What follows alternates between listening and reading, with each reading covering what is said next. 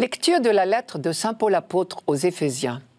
Frères, maintenant, dans le Christ Jésus, vous qui autrefois étiez loin, vous êtes devenus proches par le sang du Christ. C'est lui, le Christ, qui est notre paix. Des deux, le juif et le païen, il a fait une seule réalité. Par sa chair crucifiée, il a détruit ce qui les séparait, le mur de la haine. Il a supprimé les prescriptions juridiques de la loi de Moïse. Ainsi, à partir des deux, le juif et le païen, il a voulu créer en lui un seul homme nouveau, en faisant la paix, et réconcilier avec Dieu les uns et les autres en un seul corps, par le moyen de la croix. En sa personne, il a tué la haine. Il est venu annoncer la bonne nouvelle de la paix pour vous qui étiez loin, la paix pour ceux qui étaient proches. Par lui, en effet, les uns et les autres, nous avons, dans un seul esprit, accès auprès du Père. Les uns et les autres, nous avons dans un seul esprit accès auprès du Père. Ici, Paul fait référence à deux catégories de personnes. Les uns, ce sont les chrétiens d'origine juive. Les autres, les chrétiens d'origine païenne. Quand Paul est arrivé à Éphèse, Apollos l'avait précédé et avait rassemblé autour de lui 12 nouveaux chrétiens, tous d'origine juive. Paul a continué l'œuvre entreprise et comme toujours, il a commencé par annoncer l'Évangile au cœur même de la synagogue. Au bout de 3 mois, cependant, certains des membres de la synagogue étant très opposés à sa prédication, il fallut trouver un autre lieu de rassemblement. Mais la communauté chrétienne était née et elle grandit peu à peu. À côté des 12 premiers, elle comprit bientôt côte à côte des membres d'origine païenne et des membres d'origine juive. Désormais, Paul pouvait dire des deux, Israël et les païens, le Christ a fait un seul peuple. Dans le texte de dimanche dernier, Paul avait pris acte de cette diversité d'origine des chrétiens. Il disait « nous » quand il s'adressait aux Juifs, dont il faisait partie. Il disait « vous » quand il s'adressait aux anciens païens. Je cite « Dieu nous a d'avance destinés à devenir pour lui des fils par Jésus-Christ. Dieu nous a d'avance destinés à devenir son peuple. Il a voulu que nous soyons ceux qui d'avance avaient espéré dans le Christ. Dans le Christ, vous aussi, vous avez écouté la parole de vérité, la bonne nouvelle de votre salut. En lui, devenu croyant, vous avez reçu la marque de l'Esprit Saint. » En d'autres termes, Israël est le premier bénéficiaire de l'annonce du projet de Dieu.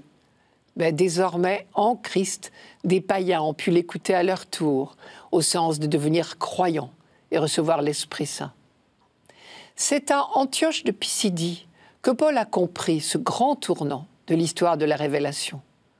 Rencontrant une violente opposition de la part des Juifs, il leur avait déclaré « C'est à vous d'abord que devait être adressée la parole de Dieu, puisque vous la repoussez et que vous vous jugez vous-même indigne de la vie éternelle, alors nous nous tournons vers les païens. » Au chapitre 13 des Actes.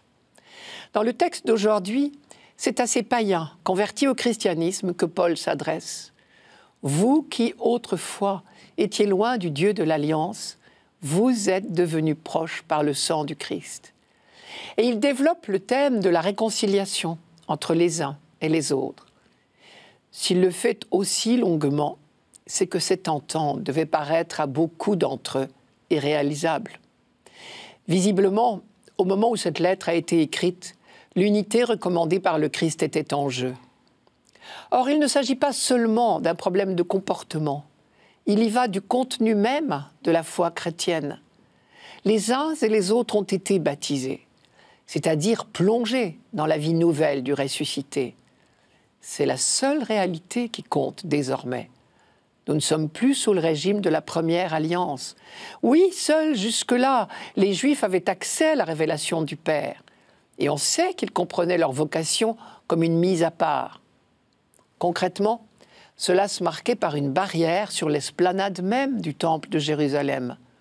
Le tour de l'esplanade était accessible à tout le monde, juifs ou païens.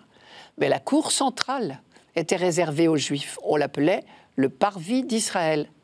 Et un écriteau interdisait aux non-juifs l'entrée dans cette cour, sous peine de mort. C'est peut-être à cette barrière que Paul fait allusion quand il parle d'un mur de la haine. Il pense aussi à la méfiance qui s'était installée entre Juifs et païens.